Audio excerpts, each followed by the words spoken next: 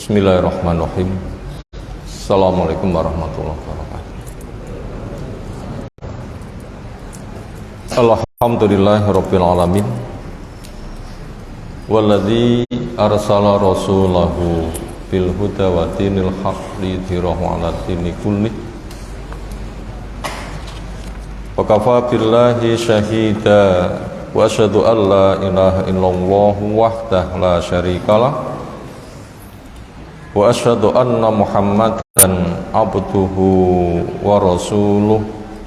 Allahumma shalli ala Muhammad wa ala alihi wa ashabihi wa man tabi'ahum bi ihsanin ila yaumiddin. Ya ayyuhan nas ittaqu rabbakum alladzi khalaqakum min nafsin wahidah wa khalaqa minha zawjaha wa bassa minhuma rijalan katsiran wa nisaa'a wattaqullaha alladzi tasaaluna bihi wal arham innallaha kana 'alaikum raqiba. Wa ba'du, fa inna asdaqal hadisi kitabullah wa khairal hadyi hadyi Muhammadin sallallahu alaihi wasallam. Syarrul umuri muhdatsatuha fa inna kulla muhdatsatin bid'ah wa kulla bid'atin dhalalah wa kulla dhalalatin finnar. Ayyuhal ikhwah, azza wa subhanahu wa ta'ala, setelah kita haturkan pujian, sanjungan, pengagungan, syukur kita semata hanya untuk Allah Ta'ala yang teriring doa, salawat, salam semoga tercurah untuk Rasulnya Muhammad sallallahu alaihi wasallam.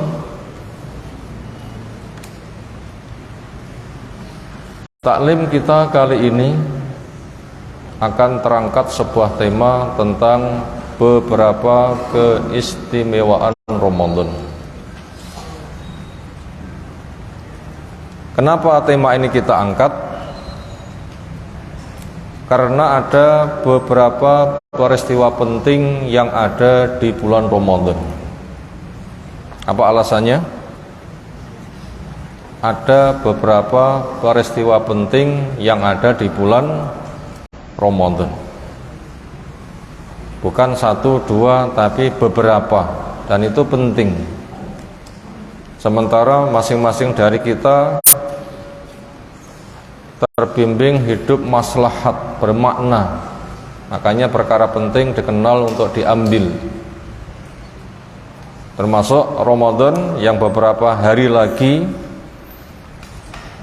secara hitungan akan menghampiri kita semuanya. Semoga saja umur kita panjang. Semoga saja kita sehat. Semoga saja keadaannya selalu aman. Semoga saja kita istiqomah. Semoga saja ilmu kita semakin mendalam, iman semakin membara, sehingga Ramadan bisa kita menjumpainya, keberkahan akan dicurahkan kepada kita semuanya. Kita akan dijadikan orang takwa, hamba-hamba pilihannya, yang kelak semoga kita berkumpul di surganya, surga Firdaus yang paling tinggi. Allahumma amin. Pendahulu kita, kaum muslimin generasi awal, selesai Ramadan selama 6 bulan mereka berdoa, ya Allah terimalah amal-amal kami selama Ramadan. Luar biasa doa mereka. 6 bulan meminta pada Allah, terimalah amal kami, terimalah amal kami, terimalah amal kami. Artinya diperbanyak. Demikian juga 6 bulan sebelum Ramadan mereka berdoa, ya Allah pertemukan saya dengan Ramadan, pertemukan saya dengan Ramadan, pertemukan saya dengan Ramadan. Kenapa? Karena saking besarnya fadilah. Kita pun juga supaya ke sana. Setidaknya beberapa hari ini kita pun juga memperbanyak doa sebagaimana yang sudah kita ungkapkan di atas. Itu tadi alasan kenapa tema ini kita angkat, karena ada beberapa peristiwa penting yang ada di bulan Ramadan. Yang kedua, tujuan tema ini kita angkat mengenal peristiwa-peristiwa tersebut sebagai modal berdakwah. Mengenal peristiwa-peristiwa tersebut sebagai modal berdakwah.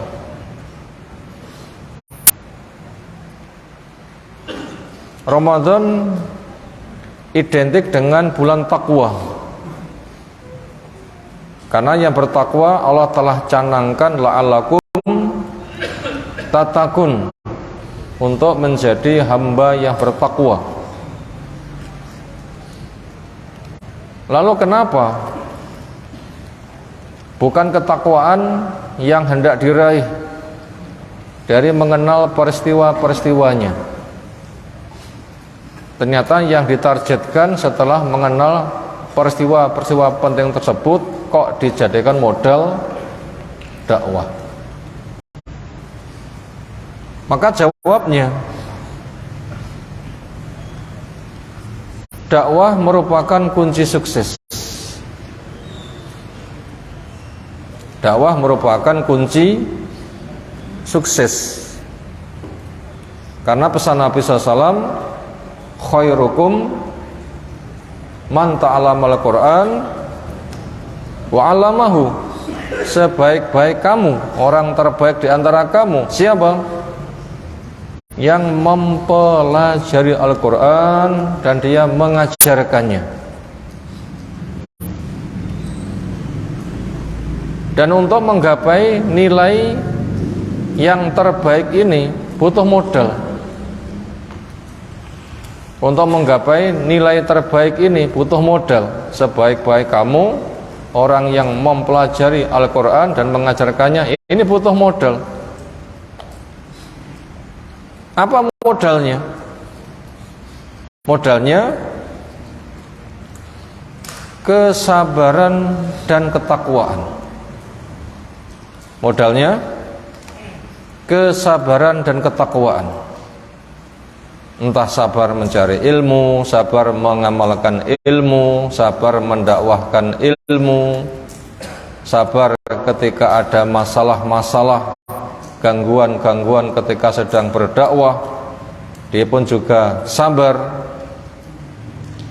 Makanya dakwah berat untuk dikatakan sukses bila pelakunya tidak memiliki kesabaran. Demikian juga butuh ketakwaan, yaitu kemampuan menjaga diri jangan sampai terkena murka dan siksa Allah. Memang dakwah yang ada itu untuk membimbing manusia agar terjaga dari murka dan siksa Allah Ta'ala. Nah, sementara Ramadan itu merupakan pembekalan untuk sabar dan takwa, kesempatan yang masuk kategori terbaik. Nah, begitu. Ramadan merupakan pembekalan yang luar biasa. Semoga tercetak pada pribadi muslim dengan memasuki Ramadan dengan segenap apa yang telah dibimbingkan, nanti akan tercetak pada dirinya pribadi yang sabar dan takwa. Sementara ketika sabar takwa dimiliki, itu nanti insya Allah dakwahnya akan sukses. Ini diantara tujuan kenapa tema ini kita angkat. Apa tadi? Mengenal peristiwa tersebut sebagai modal berdakwah. Itu mengajak manusia kepada Allah Ta'ala, kepada ilmu syar'inya, kepada manhaj yang telah dibimbingkannya, yaitu Al-Quran ditafsirkan dengan sunnah yang sahih, dipahami, diamalkan sebagaimana para sahabat mereka telah menjadi contoh sukses. Akhirnya akidahnya bertauhid, Allah saja yang diibadahi, dibuang sesembahan batil selain Allah Ta'ala. Mengajak kepada manusia ketika beribadah dengan 3 hal. Mengajak kepada manusia ketika beribadah dengan 3 hal, tidak boleh hanya dengan 1 hal. Siapa yang tahu 3 hal itu ketika orang beribadah?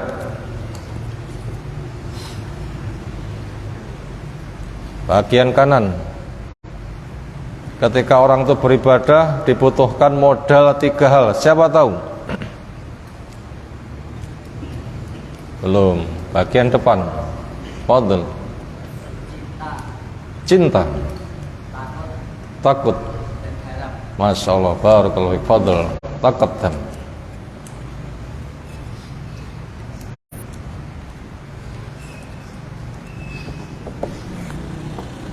Silahkan pilih.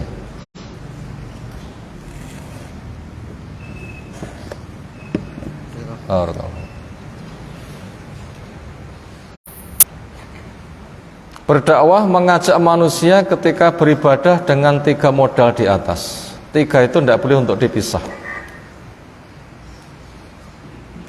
Beribadah hanya cinta saja dikhawatirkan jadi murji'ah, yang hanya mengedepankan rasa tetapi nggak ada realita, hanya mengedepankan rasa tanpa realita, jadi murji'ah. Dan ini bahaya. Kita nggak cukup sebatas rasa, tapi ada paket yang lengkap. Beribadah hanya rasa takut saja dikhawatirkan nanti menjadi khawarij atau kelompok wa'idiyah, terngiang oleh ancaman, sehingga orang itu harus benar tidak boleh ternoda dengan dosa walaupun secuil. Siapa yang dosa maka dikafirkan. Ini bahaya. Atau hanya harap saja, hanya harap saja, itu pun juga akan menimbulkan resiko yang amat sangat membahayakan. Makanya ketiga-tiganya wajib untuk dimiliki. Mengajak manusia ketika beribadah, ketika di sana ada ketaatan, ia kerjakan dengan penuh harap. Semoga Allah terima, menjaga, melipat gandakan bekalan di akhirat. Itu harap. Ketika ada dosa-dosa, dia segera berhenti. Kenapa? Takut, waspada, akan menghancurkan, terngiang-ngerinya neraka, nggak mau kecebur. Makanya ketika salah, dia segera untuk mentas dengan tobat, memperbanyak istighfar. Karena yang bisa melayani semuanya itu hanya Allah Ta'ala, maka dia menghamba kepada Allah dengan penuh cinta. Manusia punya sifat cinta, Allah pun juga punya sifat cinta. Secara penyebutan adalah sama. Allah mencintai, makhluk juga mencintai, memiliki rasa mahabbah. Cintanya makhluk karena keterbatasan. Cinta Allah karena Allah punya hak berbuat yang dikehendaki. Ketika manusia tahu Allah memiliki sifat mencintai manusia supaya panen. Karena manusia ketika punya kekurangan lalu ditolong pasti suka. Itu antara kesamaan sifat, yaitu cinta antara Allah dengan makhluk, tetapi kaifiat realitanya, bentuk nyatanya nanti akan berbeda. Cintanya manusia karena keterbatasan, cintanya Allah Ta'ala karena keagungannya. Allah punya hak berbuat yang dikehendaki. Hikmahnya manusia akan panen ketika dia punya rasa cinta kepada Allah, Allah mencintainya, yang semuanya akan terwujud dengan ketaatan sebagaimana yang dibimbingkan Nabi SAW. Ya Allah firmankan, kul in kuntum tuhibbunallaha fattabi'uni. Katakan, bila kamu cinta kepada Allah, ikuti saya. Jadi bukti kita cinta kepada Allah menjadi ahlus sunnah. Semua perbuatan kita sandarkan dengan apa yang dibimbingkan oleh Nabi-Nya SAW. Maka bentuk cinta kita kepada Allah, yaitu merupakan perwujudan syahadat la ilaha illallah, realitanya dengan perwujudan syahadat Muhammadur Rasulullah. Perwujudan syahadat Muhammadur Rasulullah, setidaknya ada 4 hal yang harus ditempuh Siapa tahu? Perwujudan syahadat Muhammadur Rasulullah.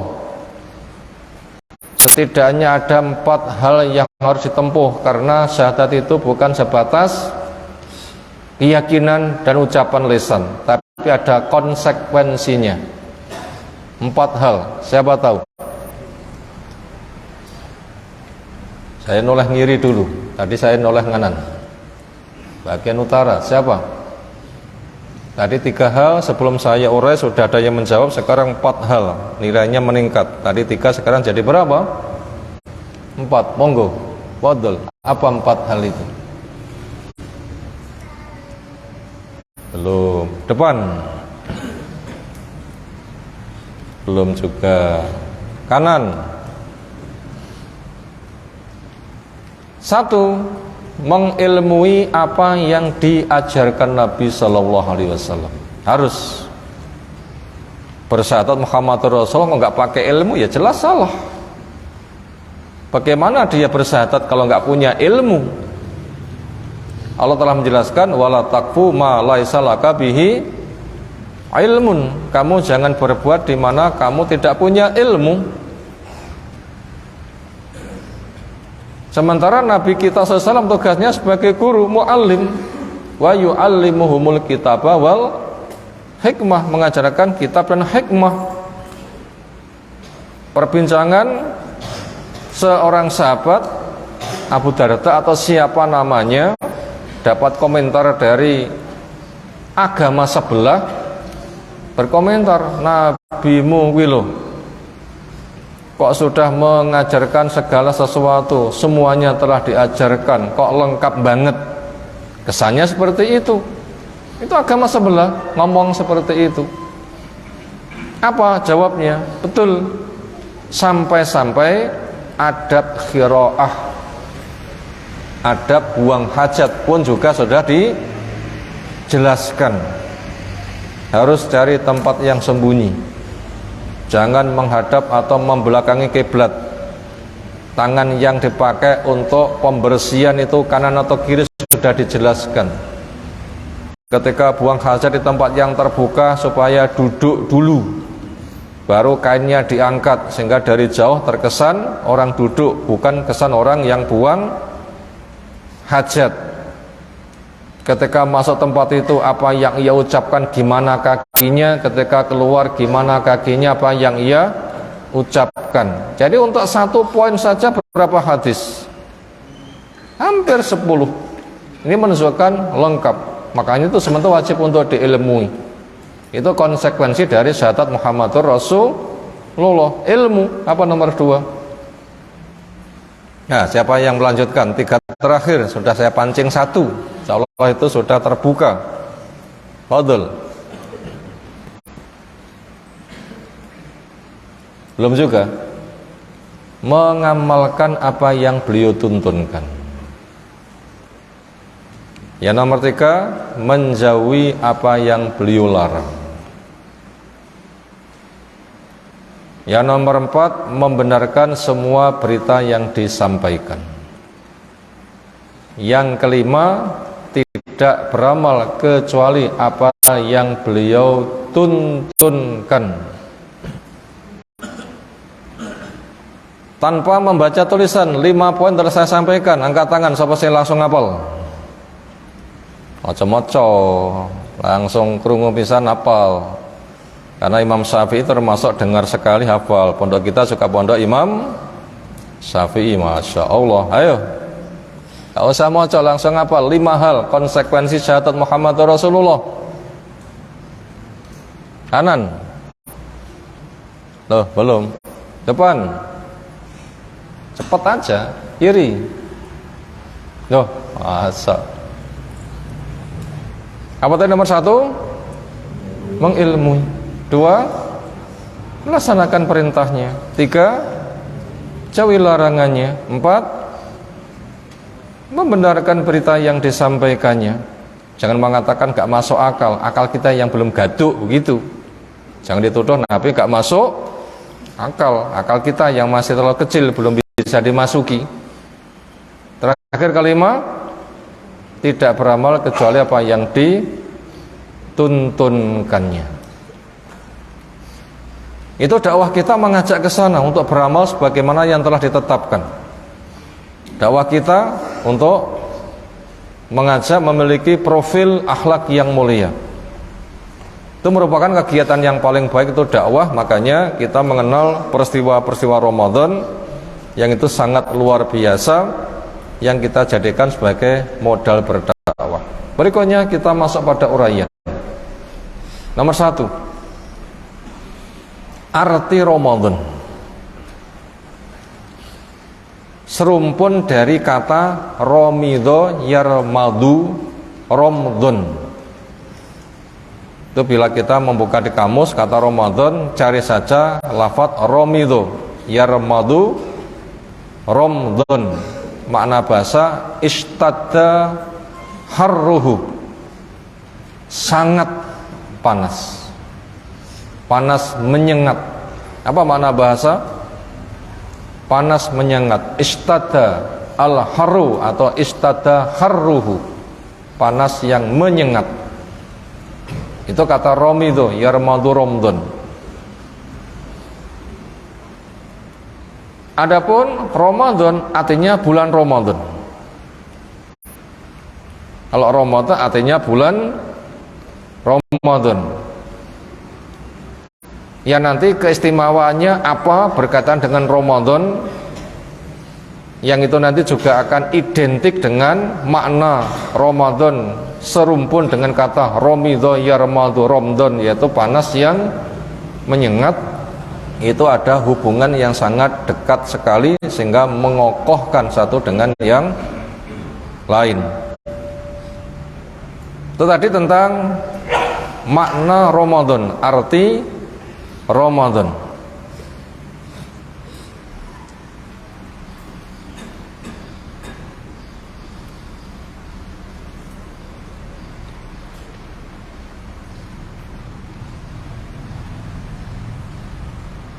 Yang nomor 2, di antara peristiwa yang terjadi di bulan itu, pertama turunnya Al-Quran. Pertama turunnya Al-Quran. Sebelum saya urai ayat-ayat Al-Quran yang cerita tentang turunnya Al-Quran itu di surah apa saja, boleh angkat tangan. Ayat-ayat Al-Quran yang banyak cerita tentang turunnya Al-Quran itu ada di surah apa saja? Fadhil.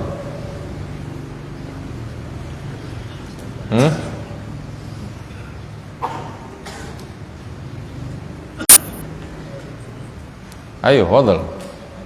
Al-Baqarah ayat berapa? 185. Syahru, teruskan. Masya Allah, barakallahu. Syahru Ramadan alladzi unzila fihil Quran. Surat apa lagi?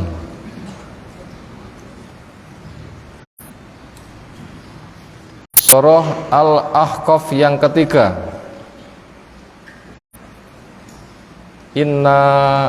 Teruskan.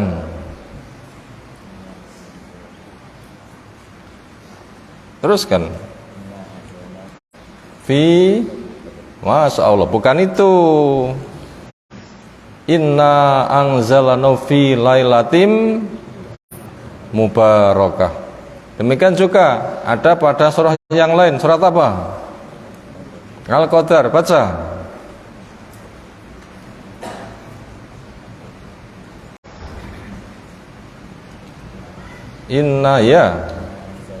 Inna anzalnahu fi lailatul qadri. Kemudian di Ramadan itu juga Nabi kita diangkat menjadi Nabi. Surah apa yang menceritakan Nabi kita terangkat menjadi Nabi? Ayo teruskan, yang keempat. Iso telu berarti keempat bisa. Surah Al-Alaq, baca. Oh, Al-Alaq masa sabihis Iqra bismi rabbikal ladzi khalaq, itu jadi nabi. Beberapa hari berikutnya sama di Ramadan juga beliau terangkat menjadi seorang rasul. Sebutkan satu lagi ayatnya. Ya, teruskan. Masya Allah, silakan ambil ini. Semoga jadi generasi cerdas, takwa.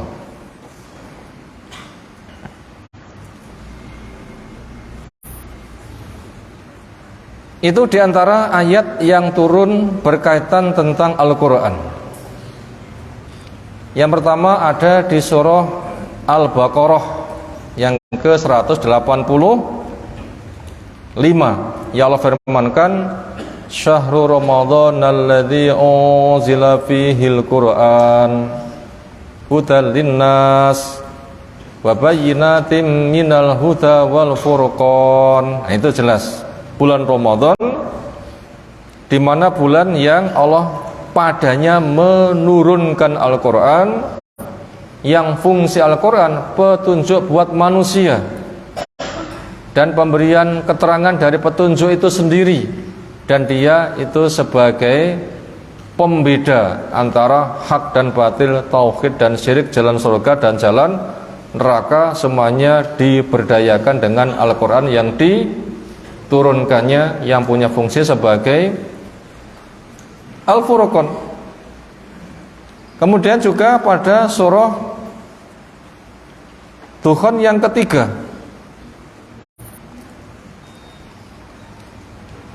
yaitu inna anzalnahu fi lailatin mubarakah. Sesungguhnya kami turunkan Al-Quran di malam yang penuh diberkahi. Di malam di situ Allah menetapkan takdir untuk skala tahunan. Itu juga diturunkan pada Ramadan itu juga. Itu pembahasan takdir luas, kayaknya nggak kita bahas kali ini. Kemudian ayatnya sangat nyata sekali yang kaum muslimin seolah itu hafal tentang penurunan Al-Quran dengan surah Al-Qadar. Inna anzalnahu fi lailatul qadri. Sesungguhnya kami turunkan Al-Quran pada malam kemuliaan.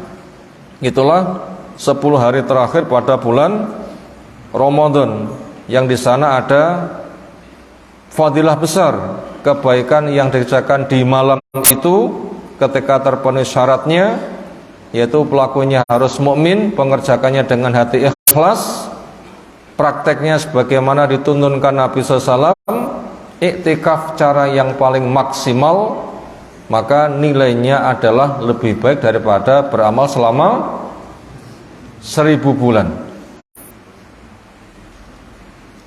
Kemudian yang diturunkan pada Ramadan pertama, surat apa? Surah Al-Alaq 5 pertama.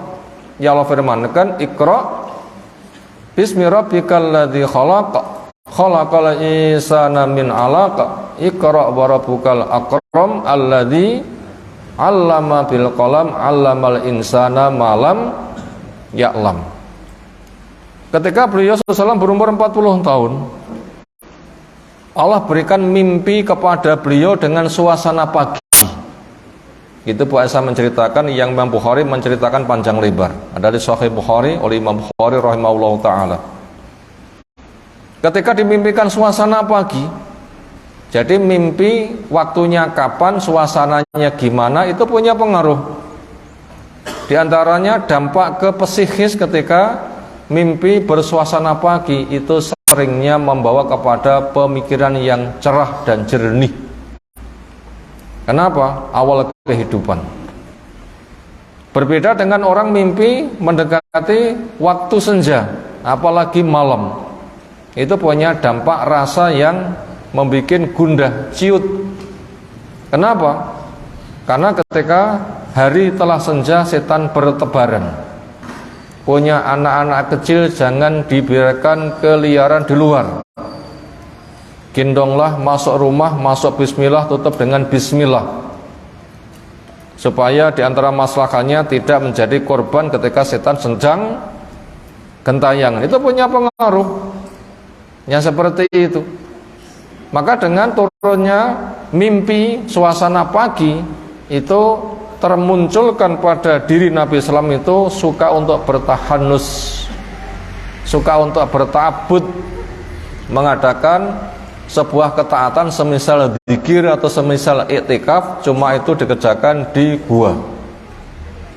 Berangkat membawa bekal, di sana memperbanyak tafakur, merenung, beribadah. Kalau ada orang ya berbincang, kalau nggak ada begitu, bekal habis pulang. Kemudian berangkat lagi membawa bekal. Ketika bekal habis pulang. Dan itu berulang-ulang. Dan alhamdulillah Bu Khadijah radhiyallahu anha amat sangat sabar dan memahami kondisi seperti itu. Karena selalu berhusnudzon keberadaan akan suaminya. Akhirnya di sana turunlah malaikat yang mengatakan Iqra, bacalah. Apa kata Nabi SAW? Ma ana biqari, saya nggak bisa membaca. Kemudian digulat sampai sesak. Kemudian dilepas. Ketika telah pulih kembali dikatakan Iqra, bacalah. Jawabnya sama, digulat yang kedua sampai sesak. Lalu dilepas dan longgar lagi nafasnya. Suruh baca nggak bisa. Gulat lagi yang ketiga. Makanya termasuk pendidikan buat guru-guru ketika mengajari murid nggak boleh murid mengatakan nggak bisa dibiarkan. Terus digiring sehingga sifat cengengnya hilang, supaya berusaha dan berusaha. Jangan gampang-gampang mengatakan nggak bisa, ya wis. Jangan, dorong, cari masalahnya. Apabila memang betul-betul nggak bisa, baru diberikan arahan. Dan ini cara pengajaran Nabi Shallallahu Alaihi Wasallam. Semisal orang itu datang ke masjid sholat, dinilai belum benar, kata Nabi SAW, ulangi. Ketika pengulangannya juga belum benar, dikatakan ulangi. Ketika mengulang juga belum benar, dikatakan ulangi. Baru dia mengatakan inilah yang saya bisa, bagaimana berikutnya saya belum tahu, tolong saya diajari. Baru diajari. Sehingga itu wajib dipaksa, digiring untuk bekerja keras. Jangan mengatakan nggak bisa, dibiarkan. Berulang-ulang dulu. Ketika betul-betul nggak bisa dan itu penting, nah mereka nanti akan menunggu. Apa ya pengajarannya? Akhirnya dibacakan. Ketika sudah, beliau pulang dengan gemetaran, takut. Sampai di rumah minta pada istrinya, zammiluni, zammiluni, selimuti saya. Menggigil ketakutan. Maka Bu Khadijah dengan sabarnya langsung membantu suami untuk menghilangkan rasa takut. Ketika sudah reda, apa kata Nabi SAW? Apa yang ku alami? Apa kata Bu Khadijah? Kurang lebih gak usah susah. Engkau akan memikul beban yang tidak ada imbalan dunia. Engkau akan memegang estafet yang dikerjakan dari satu masa ke masa. Sekarang tiba giliranmu untuk memegang estafet itu. Engkau akan memuliakan tamu, mengurus fakir, miskin, dan yatim. Itu sang istri membombong kepada siapa? Suaminya. Ini tanda istri yang baik. Membantu suami di dalam apa? Ketaatan. Bukan malah diuring-uring. Mas mek ngluyur ae. Budal ngentek-ngentek mulih ra ndopo-opo, bolak-balik, sekarang mulai ketakutan. Ternyata bukan begitu. Yang ada adalah pendukungan penuh. Kenapa? Kebaikan sang suami. Ini penting karakter buat istri-istri. Karena sebaik-baik istri siapa? Yang membantu suami di dalam ketaatan. Bukan menjadikan suami tukang golek duit. Ada uang abang disayang, nggak ada uang abang ditendang. Kalau memang suka menendang nanti ya silahkan nanti cari bola bal-balan saja. Bisa jadi hiburan, bukan abang yang ditendangnya. Akhirnya diajak sowan kepada Waraqah, kerabat Bu Khadijah radhiyallahu anha. Lalu diceritakan, siapa Waraqah? orang Arab yang mahir bahasa Ibrani kenal bahasa Ibrani, dan dia orang Nasara yang menguasai Injil. Apa kata Warokoh yang kala itu sudah buta? Wahai anak saudaraku, ternyata yang datang kepada kamu itu namus, Jibril maknanya. Antara namus, Jibril itu sama-sama bahasa Ibrani, bukan bahasa Arab. Jibril itu dari kata jabro dan il. Jabr itu maknanya hamba, il itu Allah. Jabroil, Jibril, hamba Allah. Bahasa Arabnya Abdullah. Nah begitu, yang tugasnya untuk menurunkan wahyu. Saya tidak mengira ternyata telah datang giliran kenabian penutup.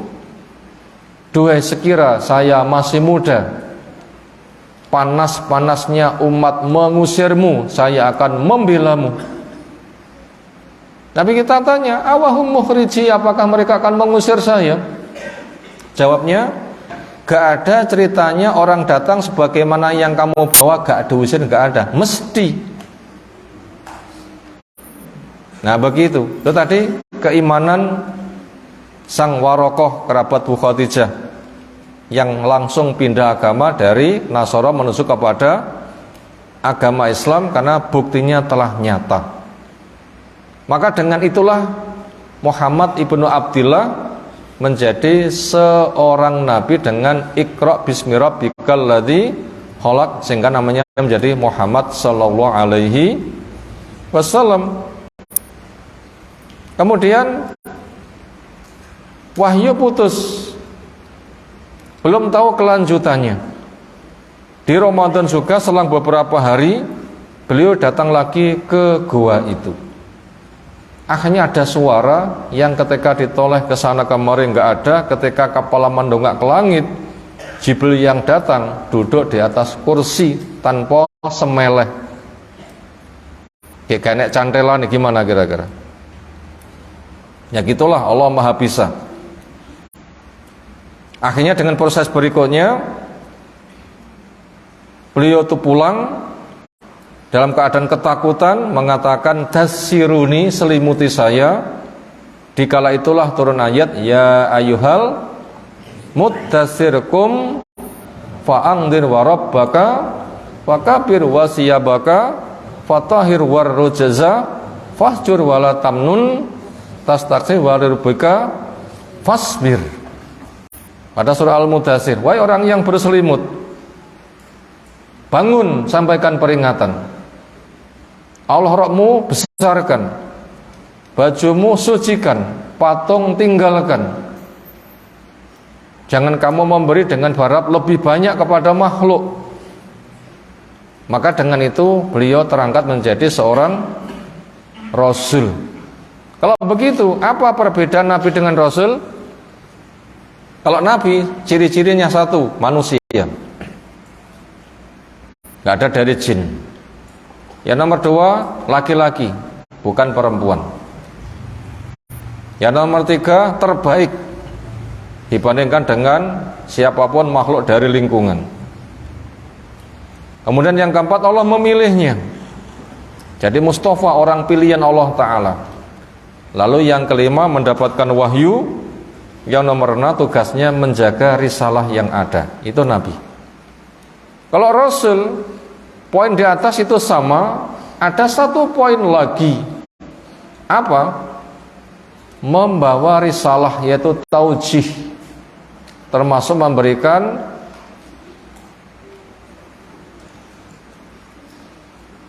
sensor dari risalah yang sebelumnya.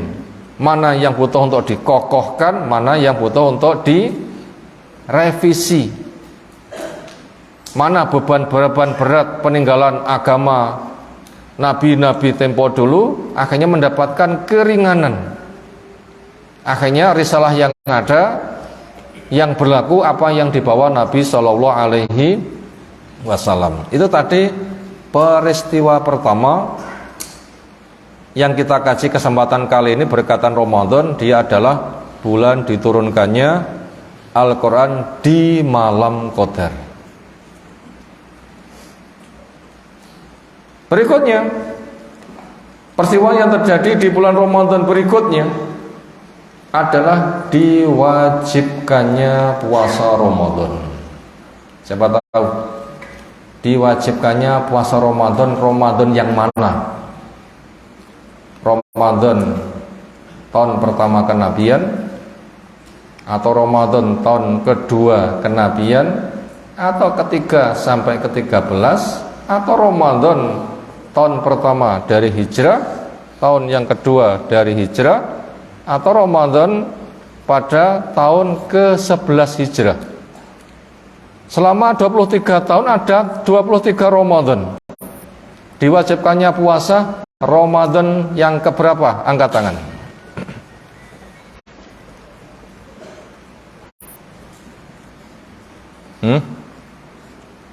Jawab. Ramadan yang kedua Hijriah. Ramadan yang kedua Hijriah. Bukan Ramadan pertama. Ramadan pertama kenabian itu turun wahyu. Menjadi nabi, menjadi rasul. Selama 13 tahun berada di Makkah, itu belum ada kewajiban puasa Ramadan. Ke-10 itu baru ada Mi'raj, ditugaskan sholat 5 waktu. Untuk turunnya kewajiban Ramadan itu adalah tahun kedua. Wajibnya puasa itu tahun pertama hijrah, yaitu puasa Asyura. Ketika datang di Madinah menjumpai Yahudi puasa, ditanya puasa apa? Ini puasa di mana Nabi Musa dimenangkan dengan ditenggelamkannya Firaun. Maka kami menjadikan hari itu kami isi dengan berpuasa. Kata Nabi SAW, kalian kaum muslimin lebih berhak kepada Nabi Musa daripada Yahudi, puasalah. Ini puasa pertama kali diwajibkan. Puasa apa? Asyura, Muharram, hari yang ke-10. Itu wajibnya puasa.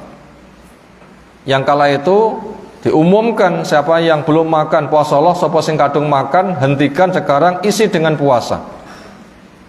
Sampai ibu-ibu juga melatih anak-anaknya untuk berpuasa. Dibikinkan permainan dari busa atau dari apa atau dari bulu yang semisal. Setiap kali lapar minta makan nanti dialihkan dengan bermain sampai sore. Ketika anak bisa dilatih dan kuat sampai sore. Makanya kalau masyarakat kita ketika melatih anak-anak dengan poso namanya tertentu, ya kita butuh koreksi. Biasanya anak-anak kita diajak poso apa biasanya jenenge? Saya tanya sana sini kok jawabannya poso beduk, jadi beduk itu apa? Enak suara duk duk duk duk gitu loh ya. Barang bundar dipukul di masjid. Nah ini gak dibenarkan. Nah, kita supaya tidak memakai kata itu. Tidak pakai kata itu. Kenapa? Beduk bukan syiar Islam. Cara memanggil sholat tidak pakai trompet, tidak pakai lonceng, tidak pakai barang yang dipukul, tetapi pakai adzan. Nah begitu, pakai adzan. Makanya kita tidak usah mentradisikan ketika melatih anak-anak kita dengan poso ketika tengah hari sampai lalu makan, biasa disebut dengan poso. Beduk upayakan sampai sore. Dan ibu-ibu ini supaya telaten. Karena memang seorang ibu itu adalah seorang pemimpin ngurus rumah suami, harta suami, anak suami. Nah, termasuk anak suami dibimbing untuk berpuasa. Itu ibu yang paling banyak berkompeten di dalam masalah urusan seperti itu. Kemudian baru pada tahun yang kedua Hijriah itu diwajibkan untuk berpuasa. Yang tentang wajibnya berpuasa Allah telah jelaskan pada Al-Baqarah yang ke-183. Insyaallah siapapun dari kaum muslimin sudah hafal yang Allah firmankan, ya ayyuhalladzina amanu kutiba alaikumusiyam kama kutiba alal ladzina min qablikum la'allakum tattaqun. Wahai orang yang beriman, ini panggilan kasih sayang. yaitu yang mempercayai tentang kedudukan Allah dan siap melaksanakan konsekuensinya. Apa kedudukan Allah? Dengan 3 jenis tauhid. Ini kedudukan Allah. 1 tauhid rububiyah, 2 tauhid asma wa sifat, 3 tauhid uluhiyah. Makanya kalau saya mengurutkan rububiyah dulu, asma wa sifat, baru uluhiyah. Kenapa? Ini rangkaian yang ada pada Al-Fatihah. Alhamdulillahi rabbil alamin. Tauhid apa itu? Rububiyah. Ar-Rahmanir Rahim, Maliki Yaumiddin. Tauhid apa itu? Asma wa sifat. Baru berikutnya iyyaka na'budu wa iyyaka nasta'in. Tauhid apa itu? Uluhiyah. Mengenal Allah, pencipta, pengatur, pengurus, pemilik alam raya. Mengenal nama-nama menunjukkan kerjanya, ngurus alam raya. 99 nama dikenalkan. Saya Utsaimin mengoleksi 108 nama dikenalkan. Nama total kita tidak tahu. Karena Nabi kita mengatakan awis tak sarata fil ilmi ghaibi indaka. Atau nama-nama itu masih kau miliki sendiri di alam ghaib yang belum kau ajarkan. Nggak bisa dibatasi nama Allah. Maknanya memang kita nggak diberitahu. 99 itu yang dikenalkan saja.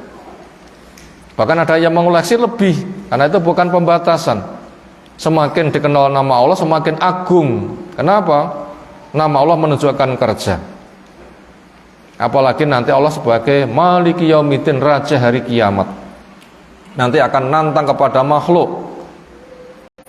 Anal Malik, aina mulukul ard. Saya raja, mana raja-raja bumi? Semua makhluk dikumpulkan, termasuk raja-raja bumi, semuanya dipanggil. Enggak ada yang ditituit. Apa ditituit? Enggak ada yang berani ngomong. Kenapa? Karena atribut raja hilang semuanya. Ada 3 kondisi manusia bangkit di padang mahsyar. Siapa tahu? Ada 3 kondisi minimal manusia bangkit di padang mahsyar. Siapa tahu? Loh, nanti mau dibangkitkan di padang mahsyar enggak? Enggak. Pasti akan dibangkitkan. Enggak ada yang tidak dibangkitkan. Semuanya dibangkitkan. Keadaannya 3. 1, kaki tidak bersandal. 2, kelamin tidak berkhitan walau pernah berkhitan. Yang ketiga, badan tidak terbungkus walaupun oleh sehelai benang.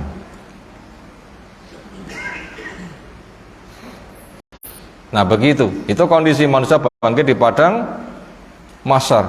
Nah pada kondisi semisal itu Allah memanggil saya raja. Mana raja-raja bumi? Untuk mengetahui si A raja atau bukan, apa pembedanya?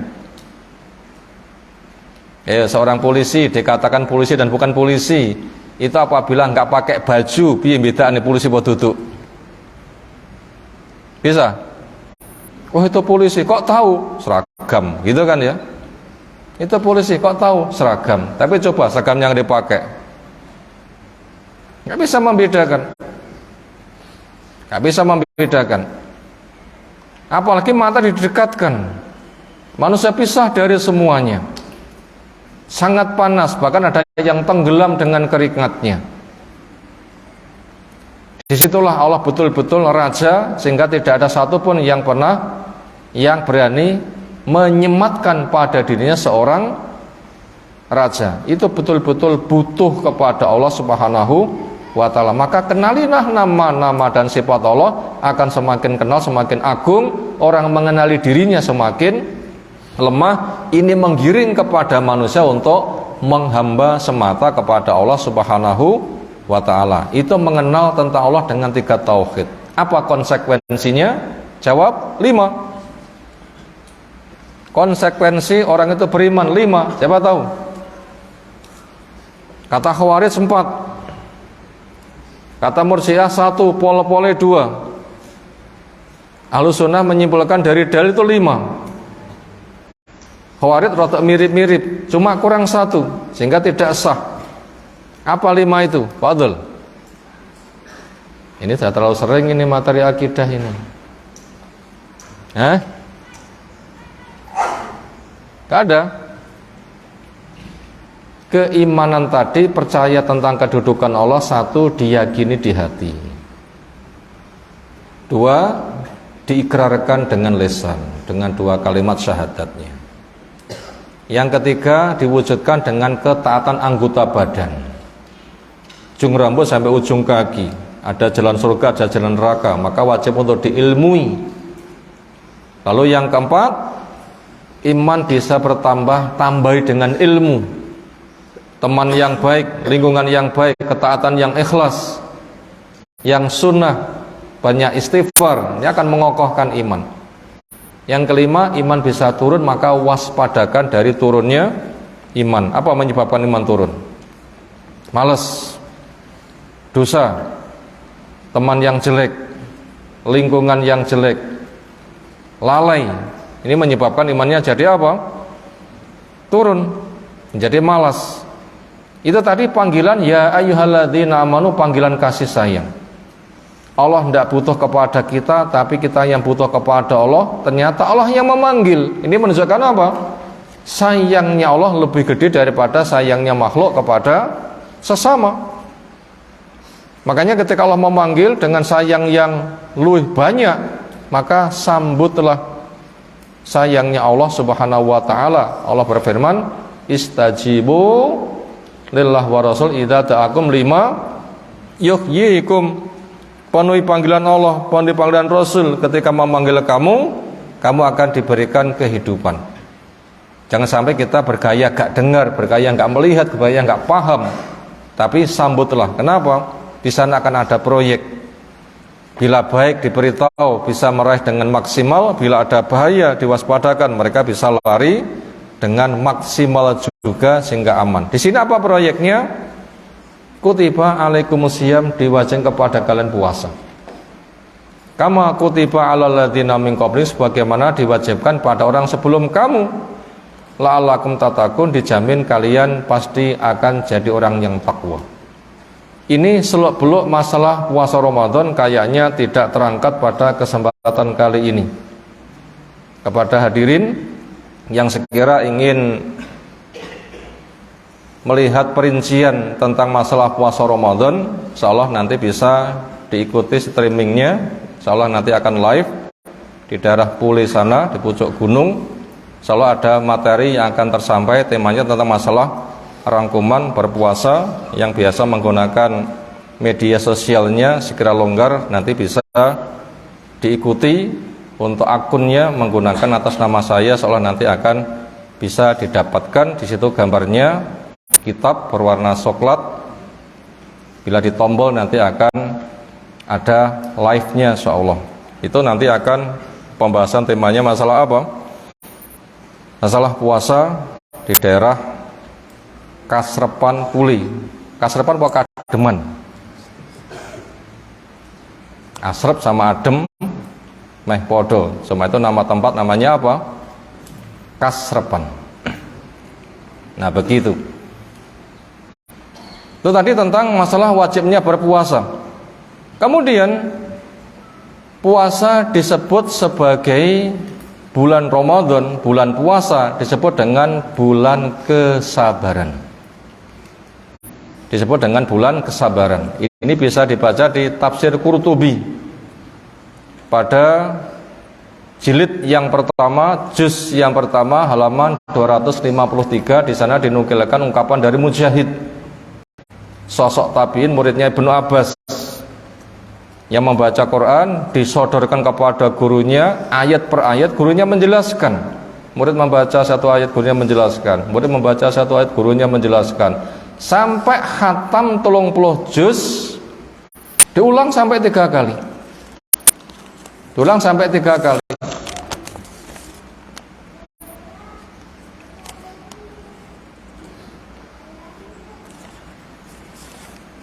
Jadi Mujahid ketika mengkaji tafsir tamat sampai berapa kali? 3 kali. Di antara kita ada yang sudah ikut kajian tafsir sudah tamat? Ada? Semoga ada. Saya sudah berpuluh-puluh tahun belum khatam dari tafsir Jalalain. Sekarang masuk pada surah Mujadalah. Dikatakan khatam juga sudah. Karena dari Al-Fatihah, Al-Baqarah sekarang sampai Mujadalah.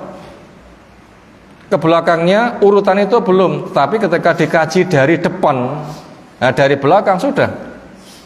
Dulu ketika saya masih jadi santri bersama beberapa teman, kajian tafsir diisi oleh Ustaz Ainur Rafiq, berada di Sambi, hari apa setiap sore itu saya sempat ikut dari bagian An-Nas sampai ke situ. Secara total mungkin masuk kategori sudah, tapi semakin dipelajari semakin berkembang, semakin dipelajari semakin berkembang. Sekolah itu nggak akan pernah ada habisnya. Nah begitu, nggak pernah ada habisnya. Itu Mujadalah tadi sampai khatam 3 kali, sampai khatam 3 kali, sehingga ilmunya itu muktamad, bisa dipertanggungjawabkan. Imam Bukhari mengambil darinya, Ibnu Katsir mengambil darinya. Rujukan tafsir itu banyak kepada siapa? Mujahid. Nah ternyata di situ Mujahid menjelaskan berkaitan masalah Ramadan, bulan puasa, dikatakan Ramadan bulan sabar. Itu termasuk keterangan dari siapa? Mujahid, yang mendapatkan ilmu dari gurunya. Siapa gurunya? Ibnu Abbas. Itu muridnya Ali, juga muridnya Nabi, yang luar biasa. Makanya apabila kita mempelajari ilmu usul tafsir tentang biografi siapa Ibnu Abbas, itu luar biasa orangnya. Itu luar biasa. Itu tadi Ramadan dikatakan bulan sabar. Silahkan dibuka pada tafsir Qurtubi pada jilid yang pertama halaman 253. Berikutnya, sabar dan takwa modal berjuang yang luar biasa. Jadi Ramadan, bulan puasa, dikatakan bulan sabar, sebab antara puasa dan sabar itu pendefinisiannya sama. Arti sabar itu al-imsak, arti siam pun juga sama, al-imsak. Bukan insap teriak-teriak, imsak, imsak. Pernah dengar nggak kata-kata senada itu? Kapan diungkapkan? 10 menit sebelum subuh. Nah bukan itu yang dimaksud. Dan itu belum dijumpai syariat. Lek subuh kurang 10 menit wis gak oleh makan, seolah begitu kesannya. Itu tidak benar. Tapi standarnya sahur sudah selesai, untuk datang ke subuh itu sempat membaca Al-Quran 50 ayat. Itu standar. Tapi bukan pembatasan. Tapi itu standar. Akhir standar. Tapi siapa-siapa sing kerinan, bahasa lain bangkong, bahasa lain keturun, napa bahasa kang lintu. Akhirnya makan sahur belum selesai, tersusul adzan. Tinggalkan atau dilanjutkan? Jawab. Tinggalkan atau dilanjutkan? Jawab.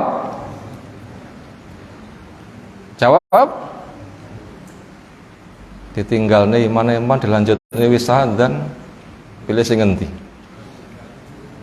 Dilanjutkan. Yang dilanjutkan makannya atau minumnya? Minum. Di situ menggunakan bahasa wal inau ala yadi ahadikum au kamakol. Dan bijana berada pada tangan satu di antara kamu. Ina itu wadah air, bukan wadah makan. Ina itu semisal ini, gelas ini. Wadah apa gelas ini? Wadah roti, wadah nasi, wadah apa ini? Wadah air. Makanya ketika sahur belum selesai, bejana ada di tangan, silahkan dituntaskan. Yang boleh apa? Minumnya, bukan makannya.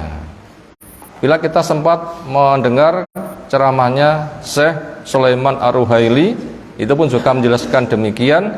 Yang dimaksud dengan ina itu adalah wadah air, bukan wadah makan.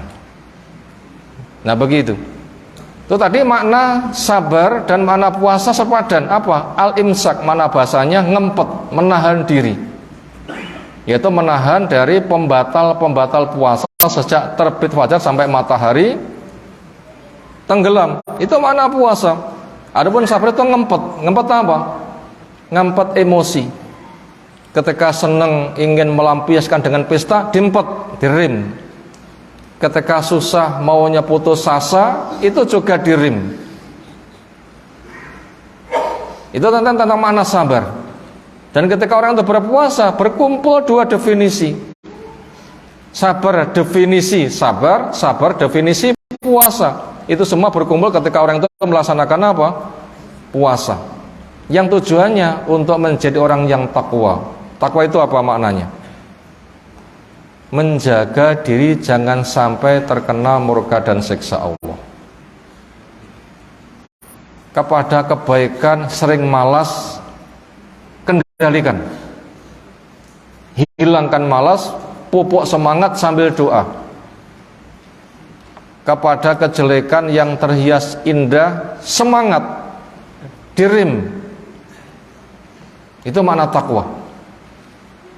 Setelah punya ilmu, jalan surga kerjakan, jalan neraka tinggalkan, dengan penuh harap dan cemas, cinta pada Allah Ta'ala. Jadi sabar dan takwa itu akan tergembleng dengan baik ketika orang itu berpuasa di bulan Ramadan. Sejak dari terbit fajar sampai matahari tenggelam, kesempatan melatih ngempet, ngerim selama itu, berarti latihnya sangat panjang. Diperbanyak zikir, membaca Al-Quran, jaga mulut, jaga perbuatan, banyak dermawan. Karena dosa itu seringnya terjadi karena ambisi punya harta yang sering tidak peduli halal atau haram. Ketika puasa malah dermawan, sehingga persaingan, hasad itu bisa ditinggalkan. Akhirnya nanti bagaimana Allah ceritakan ada di ayat yang ke-125 Ali Imran ayat keberapa? 125. Itu tentang fadilah sabar dan fadilah takwa. Allah firmankan, bala in tasbiru wa tattaqu wa ya'tukum min fawrihim hadza yumtitkum rabbukum bi khamsati alafin minal malaikati musawwimin. Iya, jika kamu sabar dan kamu takwa. Dua kata, sabar dan takwa, akan datang kepada kamu dengan cepat bantuan Allah Ta'ala dengan 5.000 malaikat yang datang bergelombang. 1.000 datang pertama, 1.000 datang kedua, 1.000 datang yang ketiga, sampai yang kelima. Ini adalah peristiwa dituruni malaikat itu ketika terjadi perang Badar, tahun kedua Hijriyah. Kaum muslimin hanya patroli, senjata apa adanya, nggak ada pengerakan pasukan. Saya mau patroli Sopo Katut, silahkan. Sehingga berkumpul sekitar 300-an orang. Dihadapkan, maka semalaman bisa dibilang Nabi kita istighosah, angkat tangan tinggi-tinggi minta kepada Allah Ta'ala. Ya Allah, ku tagih janjimu, engkau akan menolong kepada kami. Orang tidur, Nabi nggak tidur. Setiap kali angkat tangan, kainnya jatuh, Abu Bakar yang memasangkan kembali. Allah memberikan hujan, tumpuan kaki menjadi pasak kuat. Mereka cukup minum. Orang Quraisy yakin menang, semalaman pesta. Mereka nggak dapat minum, paginya lunglai. Maka dengan sebab itulah kaum muslimin mendapatkan kemenangan dengan sangat mudah.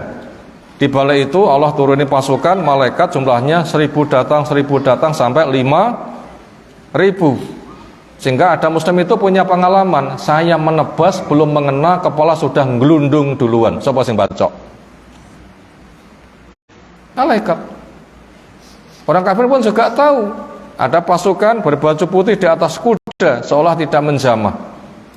Itulah malaikat. Ternyata untuk turunnya pertolongan di atas itu ada modal yang sangat besar. Apa? Intasbiru wa tattaqu. Jika kamu bersabar, jika kamu takwa. Ramadan menggembleng dua ini. Apa? Sabar, Ramadan menggembleng takwa. Makanya akhirnya dengan Ramadan berkumpul. Digembleng sabar, takwa, diperbanyak membaca Al-Quran. Keduanya pun juga turun ada di bulan Ramadan. Luar biasa kan pembekalannya? Luar biasa pembekalan. Sabar, takwa, kedua-duanya antara Quran bersama puasanya dikerjakan di bulan Ramadan. Makanya itu merupakan modal dakwah. Maka tadi pada poin yang kedua sudah sangat jelas. Tujuan kita mengenal peristiwa ini sebagai modal berdakwah. Nah begitu. Kemudian dakwah yang tadi sudah menjadi inti utama supaya sukses membutuhkan modal yang kuat, dan kita tahu bahwasanya dakwah itu merupakan jihad yang paling besar. Apa jihad yang paling besar? Dakwah. Apa jihad yang paling besar? Berdakwah. Kenapa? Karena jihad di medan perang gak akan berjalan tanpa ilmu dan dakwah.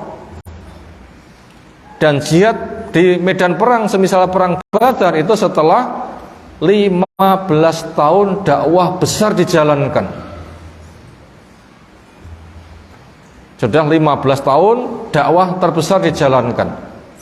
Baru ada duel di medan perang. Itu pun bukan sebatas membela diri. Lama itu pembekalan sampai 15 tahun untuk tercetak pribadi-pribadi yang sabar dan bertakwa. Baru ada peperangan berjalan berapa tadi? 15 tahun. 13 tahun ada di Mekah, belum ada perang. Hijrah 2 tahun di Madinah, baru ada perang Badar. 15 tahun. Selama itu yang diketahui adalah jihad yang paling besar. Digambarkan fondasi, peletakan batu pertama, dasar yang paling kuat. Ketika sudah, nanti bangunan di atasnya berapapun bebannya akan siap untuk dipikul. Makanya daripada itu, dakwah itu jihad yang paling besar. Dan kita di Indonesia ini punya kesempatan besar. Keadaan yang kita dapatkan sekarang ini seolah tidak didapatkan Nabi SAW. Karena pada masa Nabi SAW orang itu ketahuan beragama Islam, hancur enggak? Hancur ketahuan beragama Islam. Makanya itu sembunyi-sembunyi sampai sholat pun di atas gunung. Untuk melaksanakan rukuk, sujud sampai sembunyi-sembunyi, ketahuan, ketangkap, hancur. Paksa banyak yang mati. Sementara kita sekarang kan nggak mengalami kan kondisi seperti itu. Kita menyatakan Islam aman, kita belajar aman, kita beramal aman, kita berdakwah aman. Ini nikmat yang paling besar. Ini wajib kita syukuri.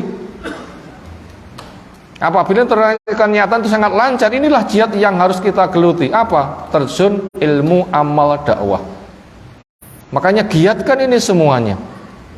Sampai daerah-daerah kita yang belum ada Raudhatul Atfal atau playgroup atau TK, maka kumpulkan anak-anak kita untuk dididik sendiri.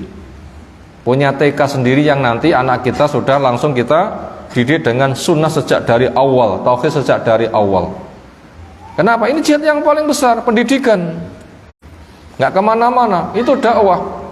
Sehingga nanti akan modal ke SD-nya pun juga demikian. SD tahfidz, demikian juga SMP-nya, SMA-nya, nanti perguruan tingginya. Kenapa? Ini wilayah dakwah yang paling gede, jihad yang paling gede. Bentuknya apa? Berdakwah, mengajak manusia kepada Allah Ta'ala, sebagaimana Allah sebutkan ada di surah Al-Furqan yang ke-52, wala tuti'il kafirin wajahidhum bihi jihadan kabiro. Kamu jangan taati orang kafir, jihadilah mereka dengan Quran, dengan jihad yang besar. Jadi selama 13 tahun Allah sudah sebutkan jihad dan bahkan yang paling besar. Padahal bentuknya apa? Bentuknya 5 hal. Jihad yang paling besar bentuknya apa? 5 hal. 1, ilmu. 2, amal. 3, dakwah. 4, banyak memberikan maaf. 5, sabar.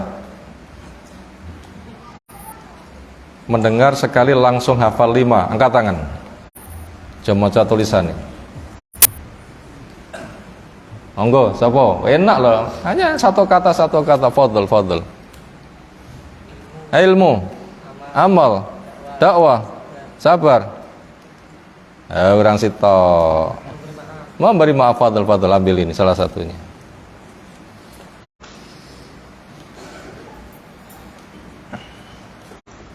Barakallahu.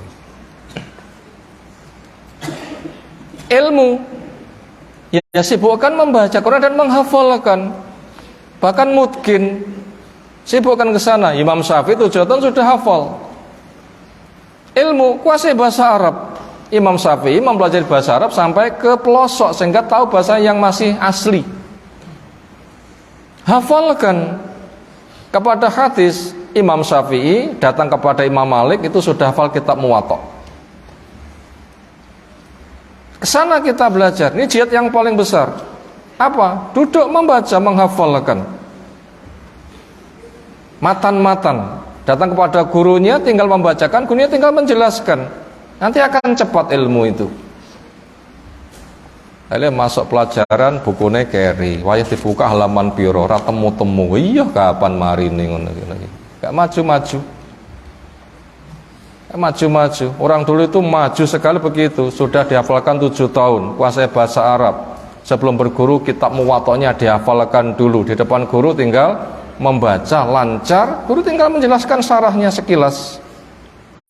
Kapan ini kita bisa terapkan model cara belajar orang tempo dulu?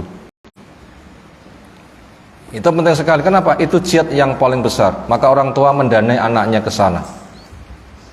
Karena tidak ada kegiatan orang tua yang paling utama kecuali apa? Mendidik anak. Itu yang paling utama. Mendidik anak. Silahkan bapak kerja keras tapi duitnya tinggi apa? Mendidik anak. Ibu telaten ngopeni anak untuk apa? Mendidik anak. Ini jihad yang paling besar. Kerahkan. Apabila orang tua siap, anaknya mau, lembaga pendidikan ada, insya Allah kita nanti akan memiliki kemajuan dengan relatif waktu yang sangat cepat. 23 tahun Nabi kita sukses, semuanya itu berangkat dengan ilmu. Membangun peradaban berangkat dengan apa? Ilmu. Yang tua mati, yang muda segar mengganti, sudah suasana berubah. Ini jihad yang paling besar tanpa memakan kurban. Lek perlu perang pun juga hanya dengan kata-kata saja, gak pakai senjata. Perang pun, perang apa? Nabi kita perang pakai kata-kata. Negara superpower takluk dengan kata-kata. Perang apa? Waktu Mekah, Fathu Mekah. Pasukan itu hanya untuk ngepung saja, 10.000 ngepung. Setelah itu hanya pakai kata-kata. Siapa masuk rumah menguncinya aman, siapa meletakkan senjatanya aman, siapa masuk masjid aman, siapa masuk rumah Abu Sufyan aman. Sudah selesai. Mereka tidak berkutik, digiring, senjata dilucuti. Setelah itu mereka ditanya, apa yang hendak saya perbuat pada kalian? Mereka mengatakan, engkau saudara kami, sebaik-baik saudara kami, anak terbaik dari saudara kami. Ya sudah, kamu bebas. Mereka terharu, menyebabkan akhirnya berbondong-bondong masuk di dalam Islam. Itu perang sampahnya pakai kata-kata. Pakai dakwah itu. Ilmu itu kuncinya. Maka dikatakan jihad yang paling besar. Makanya Ramadan akan datang, bulan sabar, bulan takwa, bulan Al-Quran. Quran turun di Ramadan pertama kali. Puasa Ramadan juga diwajibkannya itu namanya kesabaran. Maka dengan dua itu modal yang paling besar untuk berdakwah. Berikutnya, jihad terbesar saja sukses, maka jihad yang kecil akan lebih mudah.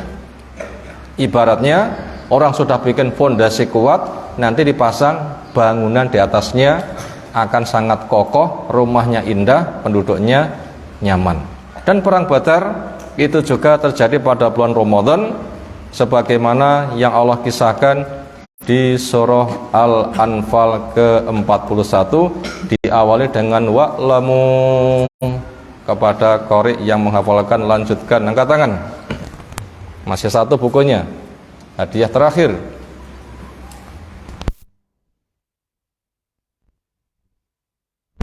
Surah Al-Anfal yang ke-41, saya awali dengan wa'lamu, lanjutkan. Fadhil.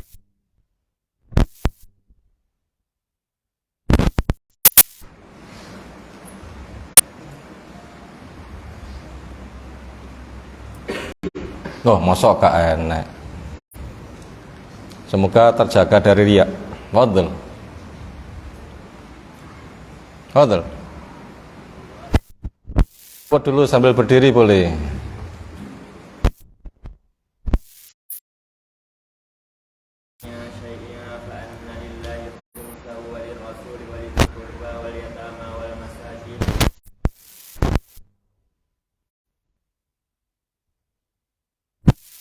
Kuntum fama azalna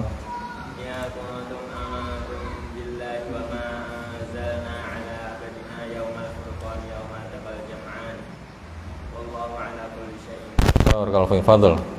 Taqaddam. Hud.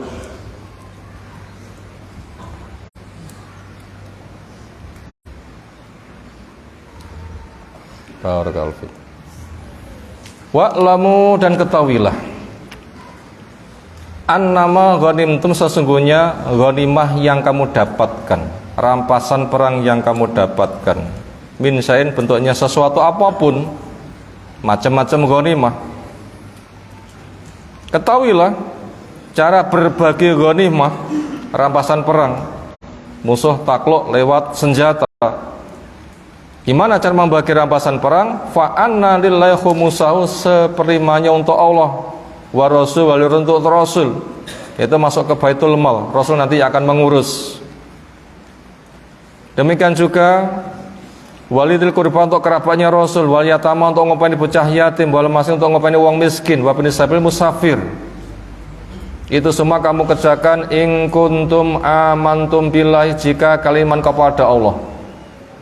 Wa ma anzalna 'ala abdina, dan iman pada apa yang saya turunkan kepada hamba kami. Ini yang butuh untuk dicermati. Mengimani pada apa yang saya turunkan kepada hamba kami.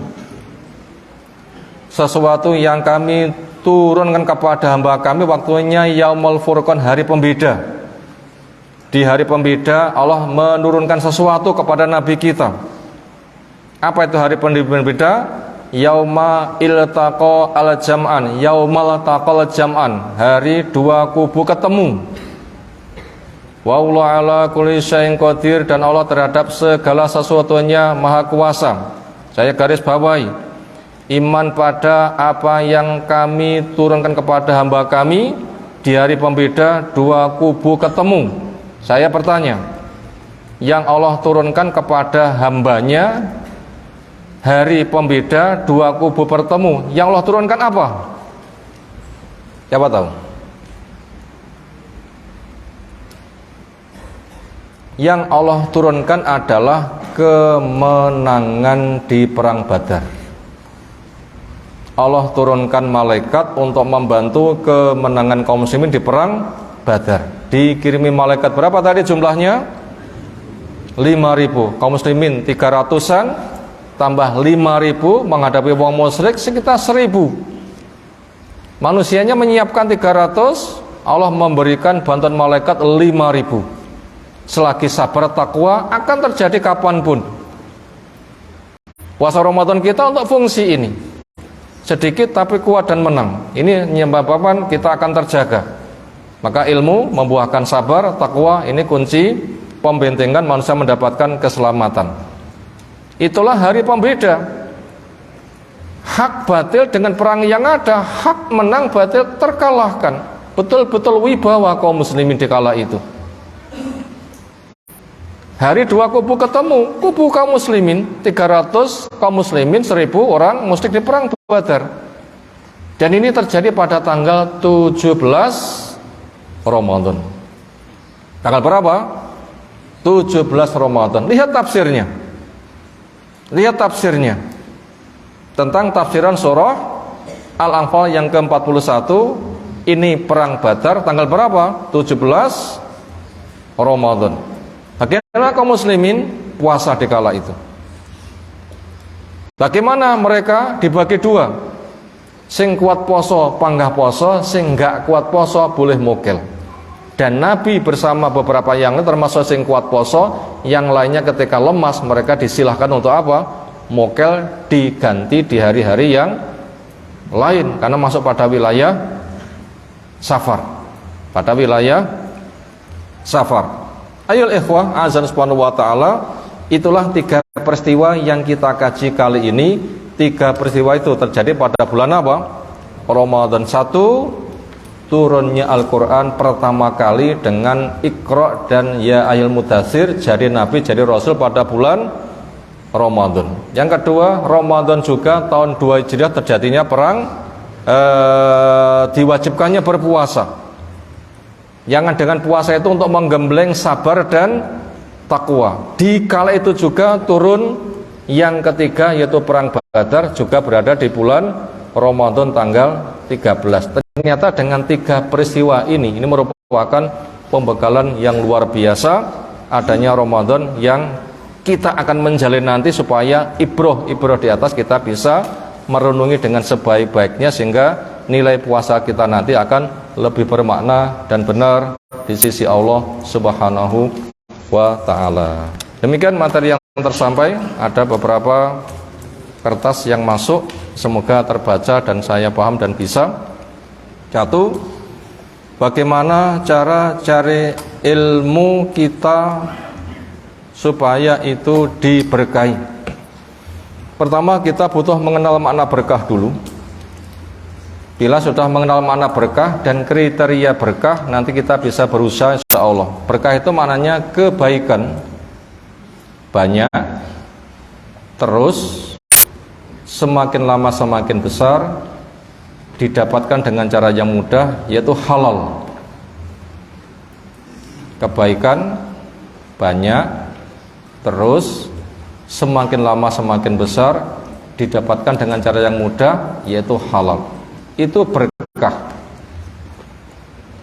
Bila kita hidup butuh cukup, cukupkan dengan berkah, bukan dengan jumlah. Maka daripada itu, bagaimana kita mendapatkan keberkahan ini, termasuk keberkahan ilmu? Caranya 1, sadar memang kita butuh ilmu, sadar ketidakilmuan kita dan pengen kita punya ilmu. Bila kita memang menyadari saya banyak bodohnya, butuh ilmu, nanti akan mendorong semangat cari ilmu. Yang kedua, jangan salah apa yang dipelajari. Ilmu itu Al-Quran, ilmu itu As-Sunnah, ilmu itu pemahaman para sahabat. Makanya harus ke sana dulu ilmu yang kita cari. Kita butuh tahu arahnya. Setelah itu kita tata hati kita. Apa? Harus ikhlas. Betul-betul ketika saya cari ilmu agar bisa menyembah Allah, pakai cara Allah, mendapatkan rahmat Allah. Keikhlasan harus dijaga. Bila sudah banyak membaca, lancar bahkan hafal, bahkan mungkin. Lalu jaga dari dosa-dosa, dosa mata, dosa telinga, dosa pikiran, dosa makan, dosa pergaulan. Fokuskan. Makanya untuk anak-anak kita masuk ke penjara suci. Apa penjara suci? Pondok. Memang kita itu di penjara. Adunya sijnul mukmin. Dunia itu penjara, sudah penjara suci. Masuk ke pondok terisolasi, sehingga aman dari berbagai macam bahaya media yang banyak isinya gak karuh-karuan. Anak pondok sibuk membaca Al-Quran, bukan HP. Nah begitu insyaallah nanti akan aman. SD, anak di rumah cukup sampai SD tamat, SMP masuk pondok. SMA di pondok, perguruan di pondok, mulai rabi, aman insyaallah. Tamat sekolah rabi, insyaallah aman. Apa modalnya? Wis duwe ilmu. Kesana orang tua memprogramkan, santri-santri memprogramkan. Insyaallah Pak nanti bisa begitu, nanti ilmu itu akan berkah. Tetapi pertanyaan pertama, bagaimana cara mencari ilmu yang berkah? Jika ada orang yang tidak puasa, apakah dia wajib untuk membayar fidyah? Jika ia tidak mampu membayarnya, gimana? Tolong dijelaskan. Untuk kakek-kakek yang lemah, semakin lama semakin lemah. Demikian juga nenek-nenek, lemah, semakin lemah, dan sakit yang tidak ada harapan sembuh. Ini fidyah. Minimal fidyah, masak gede, diundang 30 orang, diberikan makan kenyang, minimal. Mau lebih silahkan. Itu minimal fidyah. Berikutnya untuk orang yang safar, yang ada harapan pulang, sakit ada harapan sembuh. Ketika sedang safar, ketika sedang sakit, boleh tidak puasa, diganti di hari yang lain, bukan fidyah. Kemudian untuk ibu-ibu yang hamil dan menyusui, dicoba tidak kuat, sehingga datang Ramadan lagi juga belum kesentuh, makanya mereka juga membayar fidyah. Tapi walaupun hamil, tapi walaupun menyusui, ketika dicoba kuat, maka mereka tetap berpuasa.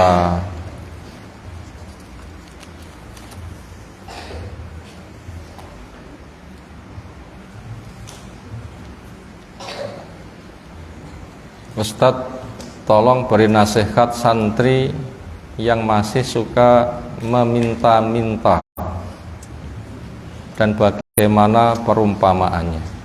Saya anjurkan santri jadi tukang minta pada Allah Ta'ala.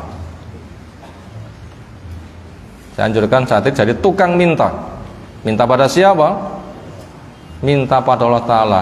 Lek sambat konco nih podo, kue mondok susah, kue yo susah, tok sambati susah, sambat wong sing susah. Ayo lek kono lomba nangis bareng wae.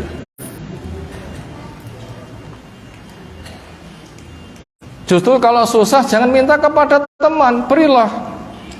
Akhi, apa yang kau butuhkan? Tawari. Akhi, apa yang kau butuhkan? Duitnya karek 1000 sumbangno. Setelah kui kayak wudu, kayak sholat, kayak nangis minta pada Allah. Ya Allah, uangku tinggal 1000, temanku juga lapar, saya sumbangkan. Engkau berjanji akan menolong hambanya bila menolong kepada saudaranya. Saya minta kepadamu ya Allah. Jadi apa pengemis di depan Allah Subhanahu wa ta'ala. Jangan minta kepada teman, nanti siapa podo. Apalagi malah nyolong, iya kono.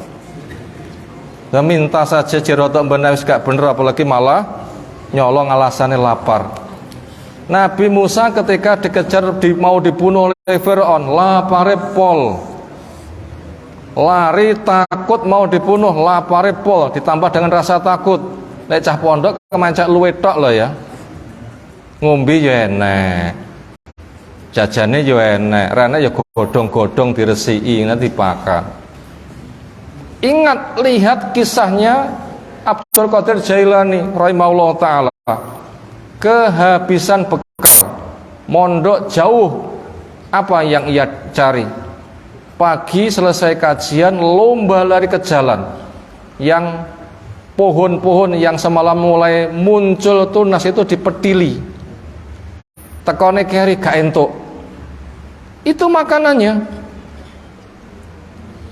Ada di antara kita cah pondok sing nganti kaya ngono kuwi, nganti tandurane gondok, tanduran tonggone brindil. Ada? Enggak ada, malah kakian suket malah kakian suket dan sebagainya, godong-godong ceplok malah disaponi. Loh begitu di masa Syekh Abdul Qadir Jailani enggak ada daun jatuh. Kenapa? Masih tumbuh, sudah dipetik. Ingat sejarah orang dulu, beratnya cari ilmu tapi enggak jadi penghalang.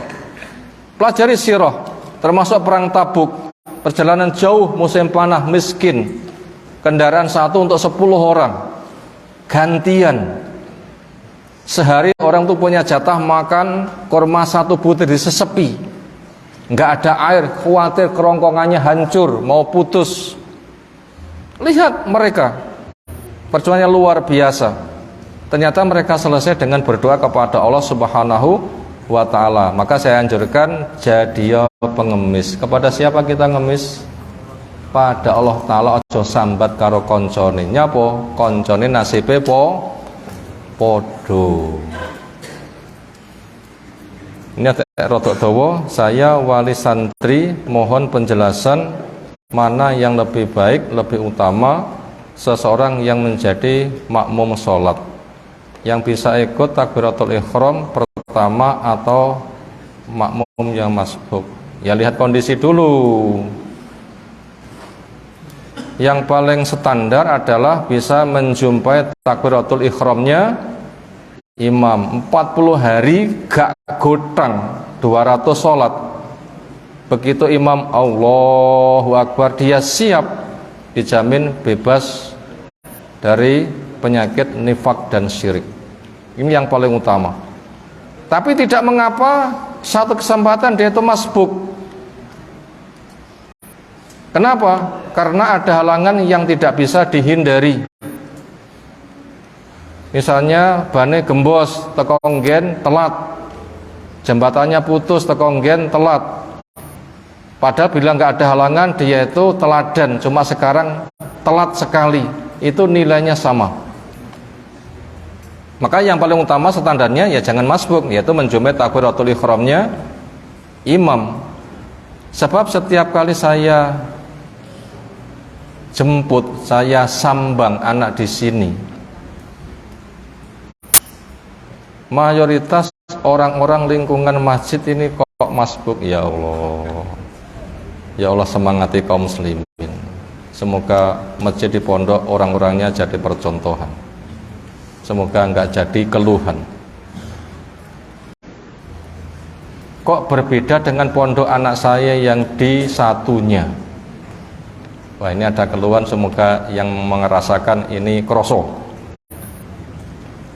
Jamaah takbiratul ihram ternyata itu amat sangat ditekankan. Semoga apa yang telah terbaca sudah terdengarkan, kita bisa memahami.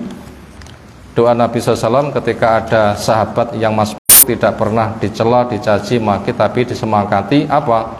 Zadakallahu khirsa, semoga Allah menambah semangat kepadamu. Demikian hampir 2 jam materi